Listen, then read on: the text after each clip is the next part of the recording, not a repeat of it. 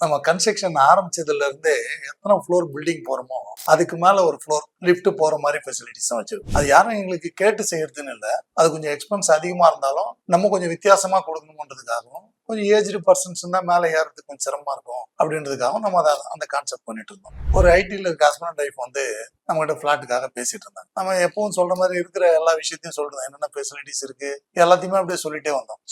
சொல்லும்போது கடைசியா இந்த 4th ஃப்ளோர் லிஃப்ட் போறத பத்தி சொன்னோம். அந்த 4th ஃப்ளோர் லிஃப்ட் போறத சொல்லும்போது அவர் ஏதோ கொஞ்சம் கலக்கமா கேட்ட மாதிரி இருந்தது. அது சரியா உணர்ந்துக்க முடியல, புரிஞ்சுக்க முடியல. சரி எல்லாம் பண்ண அவர் சொன்னா, சார் நான் ஒரு 1.5 வருஷமா வீடு தேடிட்டு இருக்கிறேன், 1 ஹவர்ல இப்ப நான் உங்ககிட்ட புக் பண்ணிருக்கேன் சார், நான் எல்லா விஷயமே எனக்கு சாட்டிஸ்ஃபைடா இருந்ததுன்னு சொல்லிட்டு புக் பண்ணிட்டாரு.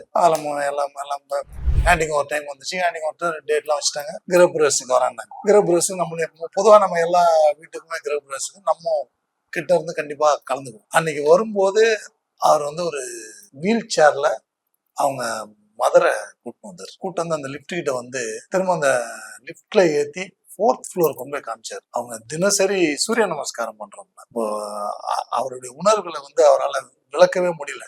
ஒரு நம்ம செய்யற வேலை இவ்வளவு பெரிய சந்தோஷத்தை கொடுக்குதான்றதும் எனக்கும் அன்னைக்குதான் புரிஞ்சுது. அப்ப அந்த அந்த ஒரு விஷயம்ன்றது வந்து அவங்களுக்கு திருப்தியா இருந்ததோ இல்லையோ, நம்ம பல காலமா செய்துட்டு வரோன்றது நம்மளுக்கு ஒரு திருப்தியா இருந்தது. வெறுமனே பணத்துக்காக மட்டும் இல்லாத அவங்களுடைய தேவையை அறிஞ்சு நம்ம செய்யும் போது அவங்களுக்கு கிடைக்கிற சந்தோஷத்தை பார்க்கும்போது நமக்கு மிகப்பெரிய சந்தோஷமா இருக்குது.